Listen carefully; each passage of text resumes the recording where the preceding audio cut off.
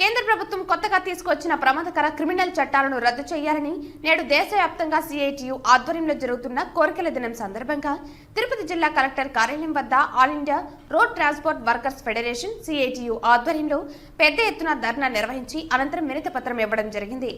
ఈ సందర్భంగా ధర్నాను ఉద్దేశించి సిఐటియు జిల్లా అధ్యక్షులు బాలసుబ్రహ్మణ్యం మాట్లాడుతూ ఒక విషయంపై చట్టం చేయాలన్నా లేక ఉన్న చట్టంలో సవరణ చేయాలన్నా ప్రభుత్వం ముందుగా లా కమిషన్ ఆఫ్ ఇండియాను సంప్రదించాలని, అలాగే చట్టం ప్రవర్తించే సంస్థలు ప్రముఖులతో సంప్రదించాలని, అలా కాకుండా ప్రస్తుత కొత్త క్రిమినల్ చట్టాలు తేవటానికి ముందు ఈ సాంప్రదాయాన్ని తొలగించారు. కనీసం పార్లమెంట్లోనైనా సవివరమైన చర్చ జరగాలని మొత్తం ప్రతిపక్షాన్ని సభ నుండి గెంటేసి ఈ చట్టాలను ఆమోదింప చేసుకున్నారని అన్నారు. 2023 డిసెంబర్ 21న పార్లమెంటు ఆమోదం పొందగా 4 రోజుల్లో అంటే డిసెంబర్ రాష్ట్రపతి ఆమోద ముద్ర వేశారు. ఈ విధంగా ఆమోద ముద్ర వేయడం అంటే డ్రైవర్ల గొంతు కోయటమని దుయ్యబట్టారు. బ్రిటిష్ కాలం నాటి చట్టాలు ఇంకానా అంటూ Indian penal code, evidence act, criminal procedure స్థానంలో 3 కొత్త చట్టాలను కేంద్ర ప్రభుత్వం తెచ్చింది.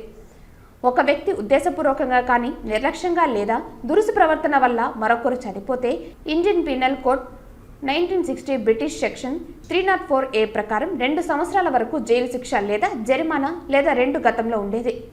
కానీ కేంద్ర ప్రభుత్వం కొత్తగా తెచ్చిన భారతీయ న్యాయ సంహిత 2023లోని సెక్షన్ 106(1) ప్రకారం 5 సంవత్సరాల దాకా జైలు శిక్ష, జరిమానా విధించవచ్చు. అనంతరం సిఐటియు నగర అధ్యక్ష కార్యదర్శులు మాధవ్, వేణుగోపాల్ ఇరువురు మాట్లాడుతూ జాతీయ రహదారులలో ఎక్కడంటే అక్కడ కుడివైపుకు తిరగడానికి అనుమతించకూడదని, కానీ రోడ్డు నిర్మాణంలో జాతీయ రహదారులలో కుడివైపు తిరగడానికి ఏర్పాట్లు ఉన్నాయని, ఇలాంటి వాటి వల్ల బలి పశువులు అవుతున్నది డ్రైవర్లేనని పేర్కొన్నారు.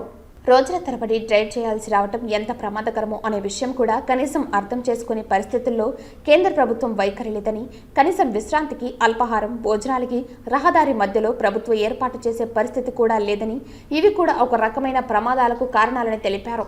ఈ కార్యక్రమంలో ఆటో యూనియన్ జిల్లా అధ్యక్షులు రమణయ్య, జిల్లా ప్రధాన కార్యదర్శి తంజావూరు మురళి, సిఐటియు నగర నాయకురాలు బుజ్జి, ఆటో యూనియన్ తిరుపతి నగర కార్యదర్శి వాసు తదితరులు పాల్గొన్నారు. కార్మిక వర్గాన్ని ప్రమాదకరంగా ఈ మోడీ ప్రభుత్వం అమలు చేస్తా ఉంది. 4 లేబర్ కోడ్లు తెచ్చింది.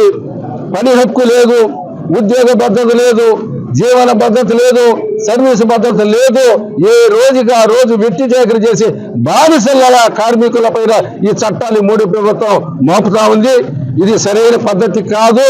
అటు కార్మికులు వేపిస్తున్నారు, ఇటు డ్రైవర్లు ఏర్పిస్తున్నారు, రైతులను ఏర్పిస్తున్నారు, ధరలు విపరీతంగా పెంచి ప్రజలు ఏర్పిస్తున్నారు.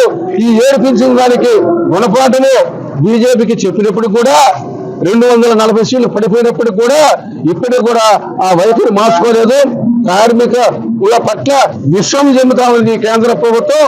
అందుకని కేంద్ర ప్రభుత్వ విధానాలకు వ్యతిరేకంగా దేశవ్యాప్తంగా జరుగుతున్నటువంటి కలెక్టరేట్ నిరసన కార్యక్రమంలో భాగంగా ఈ రోజు తిరుపతిలో ఆటో కార్మికులు, బస్సు కార్మికులు, ఇక మినీ బస్సు కార్మికులు అందరూ కూడా డ్రైవర్లంతా కూడా ఈయన ఏకోన్ముఖంగా మా మెడకు ఉరితాడు తగిలించొద్దండి, మా కుటుంబాలను మమ్మల్ని బతకనివ్వండి అని చెప్పి ఈ రోజు నిరసన కార్యక్రమం చేసి అదేవిధంగా కలెక్టర్ ద్వారా కేంద్ర ప్రభుత్వానికి ఈ రోజు నిరసన పత్రాన్ని నిలుస్తామని చెప్పి తెలియజేస్తూ, మోడీ గాని వైఖరి మార్చుకోకపోతే డ్రైవర్లు ఏమి చావడానికి కూడా సిద్ధంగా లేదు.